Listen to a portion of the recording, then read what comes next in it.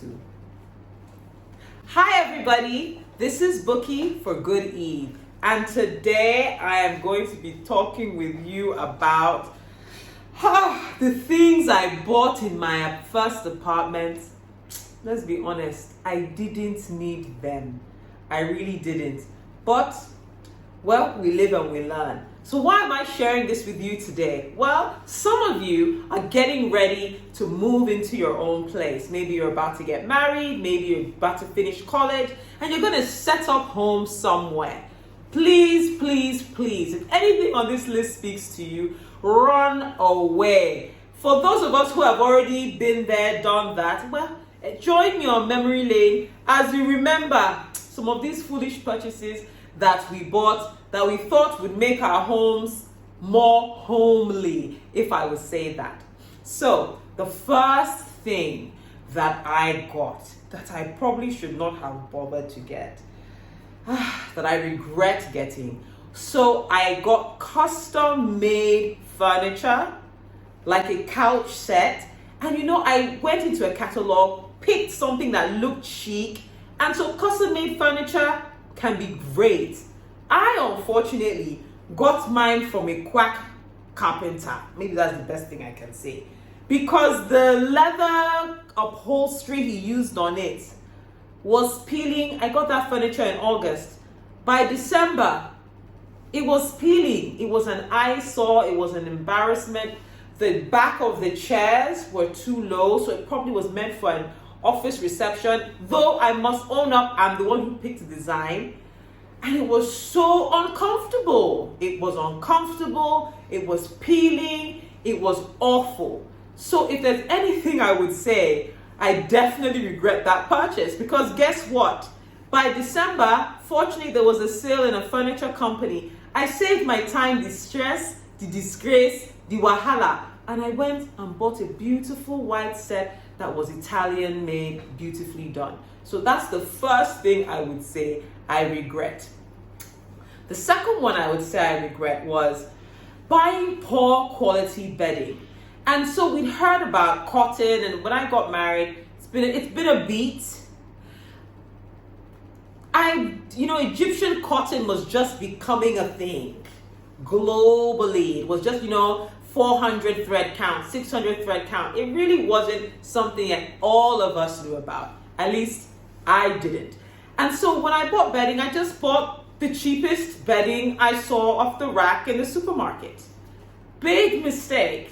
Now you have to understand, I live in a really tropical area, which means it is hot. And when, there are power outages, or we choose to sleep without air conditioner because of power outages, it's really, really hot. And if you're sleeping on polyester or nylon or synthetic sheets, let me just give you the visual. Just take a nylon bag from the grocery store, no, a garbage bag, spread it on your bed and try and sleep on it. That is the experience of sleeping with polyester or nylon sheets. A total waste of money. Very quickly, I had to replace those sheets and at least get myself 2 to 3 good sets of cotton bedding. So I really regret buying colorful, beautiful looking, yet cheap nylon bedding. So my third point is that you should subscribe. Yes, and like, and hit the notification button on this video so that the algorithm for YouTube will continue to suggest my content to people like you who also want to hear about all these horrible things I probably shouldn't have bought. Anyway, back to the real point 3. Sorry for that interruption right there. So, the third thing I shouldn't have bought was, so because of power outages, I needed backup power. My husband and I needed backup power. And we went to the supermarket or the store, and they were selling this diesel gen. And as people know, in Nigeria, this might be a global thing, so I'll take a moment to explain it. Diesel gens tend to have greater capacity to carry more appliances than, for instance, your petrol gens. So we found this, I have to say it now, cheap diesel gen, and they explained, oh, because it's diesel, it'll carry more, it'll carry a few air conditioners, and we got really excited and we bought this thing. And it was from a so-called reputable superstore at the time. I will not name them. And I'm not sure if we calculated purchase, how many uses versus the purchase price, I'm not sure we used this gen 10 times. And then some mechanic had to come and he had to take it apart and put it back together. And one thing I've learned personally, when I hear a car engine is leaking engine oil, it's just a notice for me that it's time to replace that item. So when you hear a gen that you've used only 10 times is leaking engine oil and it needs to be disassembled and reassembled and disassembled and reassembled, just know you're on notice for replacements. And it's going to disappoint you at the worst possible time, in the worst possible way. And this gen, that is what it did to us. I think I was celebrating my husband's birthday. And I had invited my friends over. I was adulting now. So we had a little cozy get together. I was also trying to, launch our new apartment. We had food, we had drinks, we had good vibes. And then, of course, the power gods, NEPA, they were called then, or was it the Power Holding Company, struck and they took the lights. Light vanished, and very quickly, I'm in the tropics, it was becoming hot. It was becoming hot. And so quickly I called, I don't know who it was, my husband dashed out to go and turn on the gen. And it went, brr, brr, brr. That party would have lasted to almost midnight. For those of you who are there, I'm sorry. We just had to accept it like that. When the heat became too much, we used the fans we could use. And it was truncated very, very early. So, one of my regrets is that cheap diesel knockoff gen that we bought. Never again will I try it. And I don't think you should either. Another item I regret buying for my first apartment is kitchen equipment. In fact, I don't know what it is. I've sliced vegetables all my life. But just seeing this vegetable slicer that all of a sudden perfectly shaped apples and perfectly cut apple slices and cucumber slices. I don't even eat that much cucumber. I don't even know why I was looking at this thing like this is the cure. I've bought vegetable slicers. Another one, unused kitchen equipment, juicers. I watched this show on Netflix that talked about juicing and a 40-day consume only juice fast and how it would just, you get snatched. And I was like, I need a juicer. In fact, I can't tell you the shame how much I spent on this juicer. 300 pounds. And got my sister-in-law, he told her, I love you, to send it to me in Nigeria.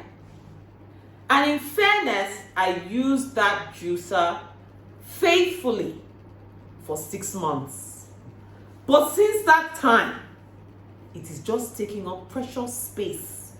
We've moved house to house and we've carried this juicer because of the cost. I refuse to let it go. Please. And you know what's funny?